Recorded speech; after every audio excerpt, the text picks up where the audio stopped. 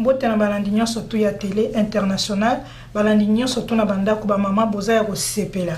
Alors on a nasenga kana ba mama nyonso na ba papa esika ezwa mel bino nde ngonga o ekuta mel bino bozolanda vidéo o ebozwa kaka papier na stylo. Alors boyeba pourquoi na ebisi bino bozwa papier na stylo. Alors moto ako komisa biso ye ndenga tinto soane na poko na lelo. Bonsoir Prince Tokozo. Bonsoir Marilo.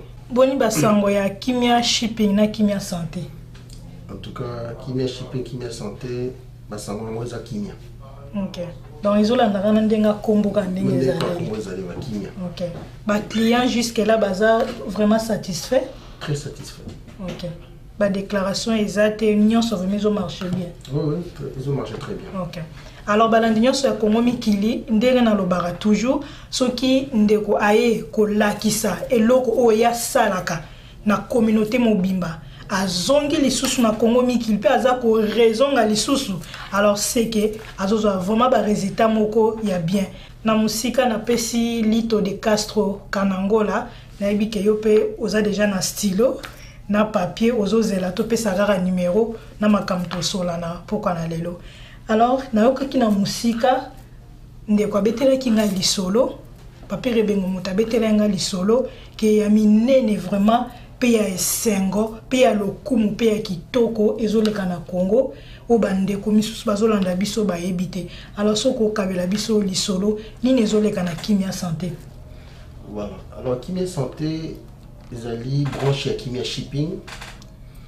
Alors, tous en un partenariat avec la clinique Diamant, où ils sont à Kinshasa, sur le boulevard du 30 juin.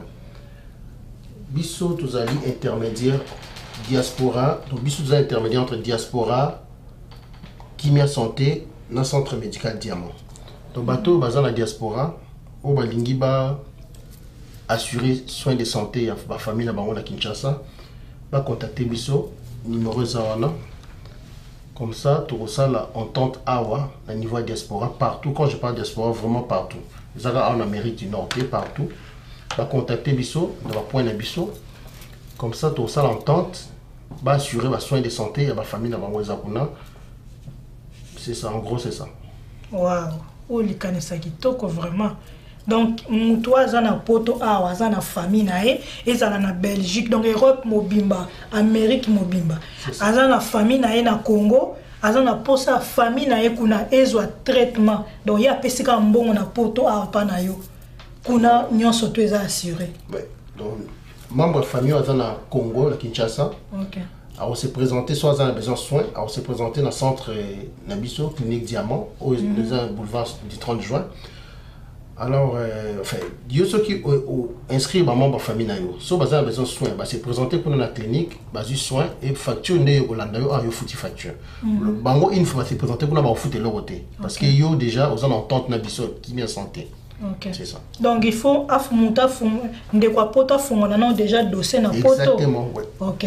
Bon, so par exemple, ndeko vraiment grave ma casse na butu bien soit tikobota peu importe ma kai koki kokomela moto siko awsala ndeni soki ndeko na poto na fongoli dossier te loko te mais ayebi ke Kimia Santé existe là siko na kana siko eleka ndeni. Voilà, c'est ça le problème. Il y a Kimia Santé quoi yé pour na to résoudre les cambo na to a une solution les cambo donc c'est mieux oui on inscrit combo na biso.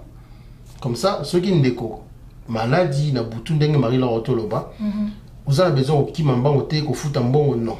OK, aux soins na yo parce que vous en entente na biso, aux soins na yo.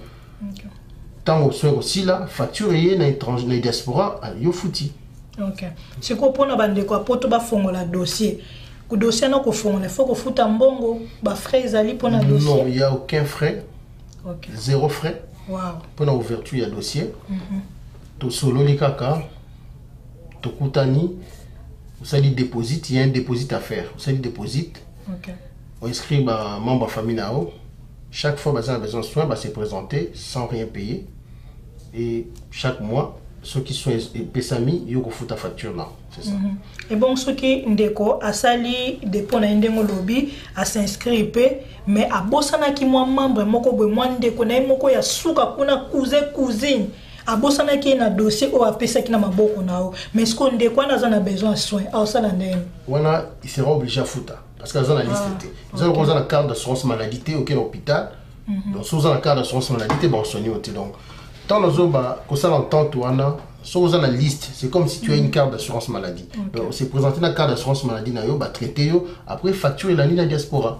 OK alors bandeko nyonso surtout oyo bozolanda video oyo ezali vraiment likanisi malamu na Congo bandeko nanga na Sabino ba nyokolaka biso mona ye mususu ndeko azobela na été combien to dépenser na ba niveau ba potoir azobela na été mais akosi ki azobela kosi kutu ke on azobota o likole ku ebukani alors pona ko sisa makambo nyonso tona parce que na poto quand même bon eza passe to ke na ba misala alors likanisi ya kitoko yango yo kimia santé et comme il biso na ba porte na biso et yeli biso alors inscription ndenge de kona biso lobby surtout comparé aux représentants ya wana donc na Canada mobimba et Europe mobimba Amérique mobimba ezangai bon disons na Canada ezanga les États-Unis bazali OK maoyo gaza au niveau États-Unis OK nous appelle na Europe Patrick Matomi la France au niveau Suède Nicolas Ndoudini d'Azali na Suisse présentement Nivelle Kumbu Azali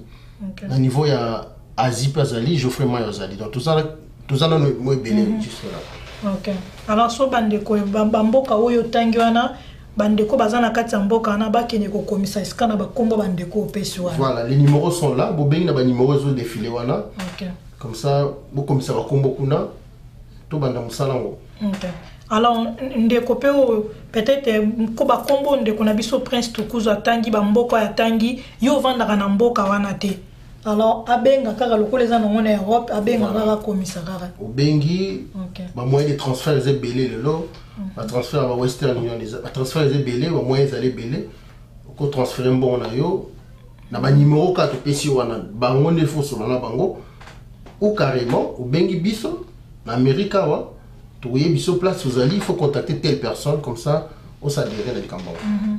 Alors bandeko bazo pesa soin kuna na Congo bazwa eza vraiment ba minganga vraiment ya solo penga ya solo o ba okipe nzota bandeko na biso eza vraiment ba canadien donc tout na bango awa to ko sala clinique wana kuna donc c'est vraiment ba médecin quoi. Voilà information ya liboso ya ngwana alors ba maman na ba papa ba stylo na ba papier bozwaki moni ba numéro kaka tout ebimi wana alors ndeko na soza na Canada ozwi numéro ya Canada ko benga ndeko na biso onga na za na awa Prince Tukuzu pona ko s'inscrire pona ko zwa rendez-vous ko leka na bureau alors pona bandeko pe poza na Europe partout na Europe mobimba partout alors numéro peza wana oponika ka mboko eza nzinga na yo pona osala inscription na yo alors pona ko confirmer maloba o to lobby alors na tiki mino bandeko na nga totala musala ndenge zo sala mana Congo kuna to landa pe to kutana sima. Médical Diamant est ici installé à Kinshasa depuis le 10 août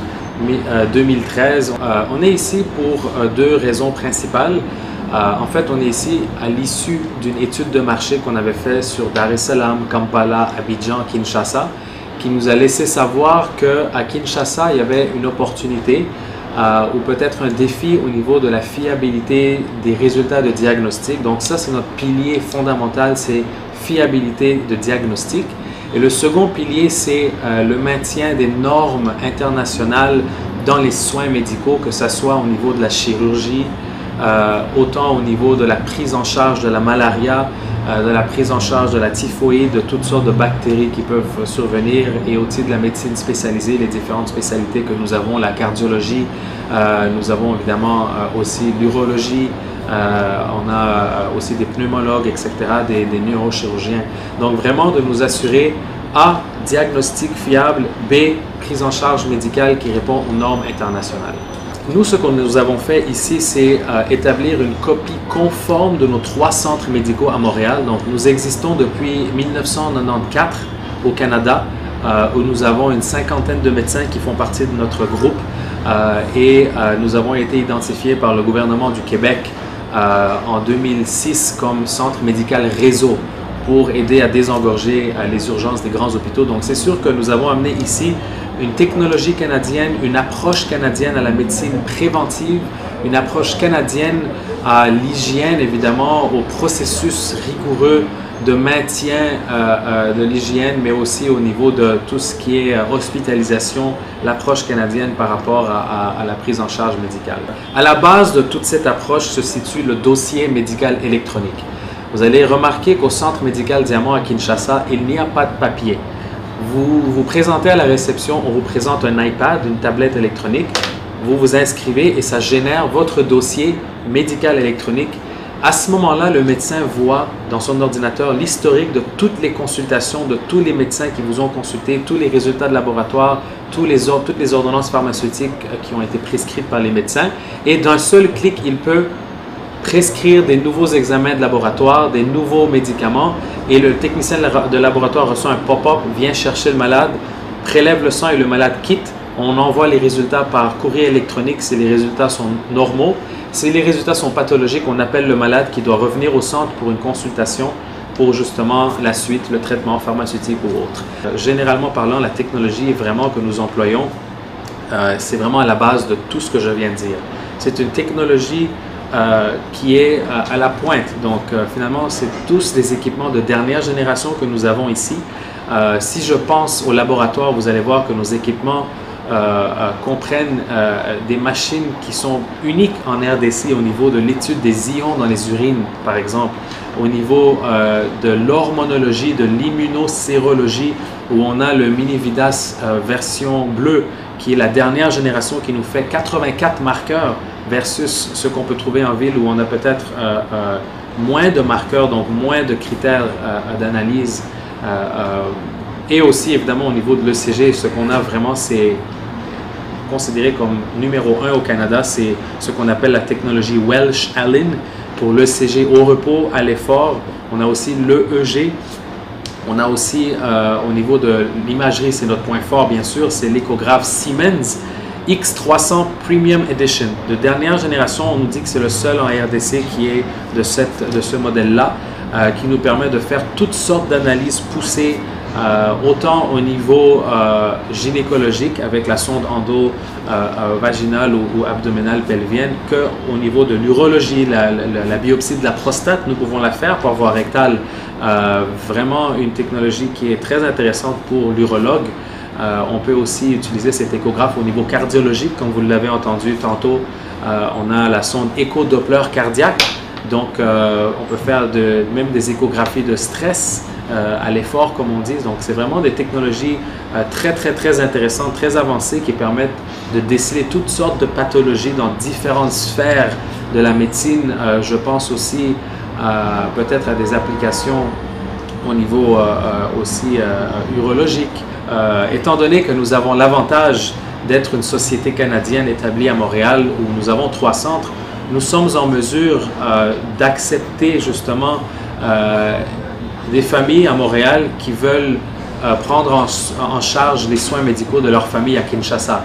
Donc, je pourrais donner un message à la diaspora à Montréal qu'en effet, nous sommes en mesure de prendre en charge, donc via une entente qu'on peut signer à Montréal, on peut prendre en charge les cas de des membres de vos familles à Kinshasa et nous envoyons la facture justement à votre famille à Montréal. Comme ça, ici, la famille n'a pas besoin de payer. Donc comme ça, on peut éviter toute cette histoire de transfert de fonds. Et moi, j'habite à Montréal, mon frère est à Kinshasa, il est malade. Et puis là, je dois lui envoyer de l'argent, c'est déjà compliqué. Est-ce que le traitement sera efficace? Est-ce qu'il sera bon? Est-ce qu'il y a un suivi qui sera nécessaire? Qu'est-ce qui s'est passé lors du traitement? Est-ce que je peux avoir une idée? Donc vraiment, moi je pense à un de nos partenaires qui s'appelle Kimia Santé à Montréal.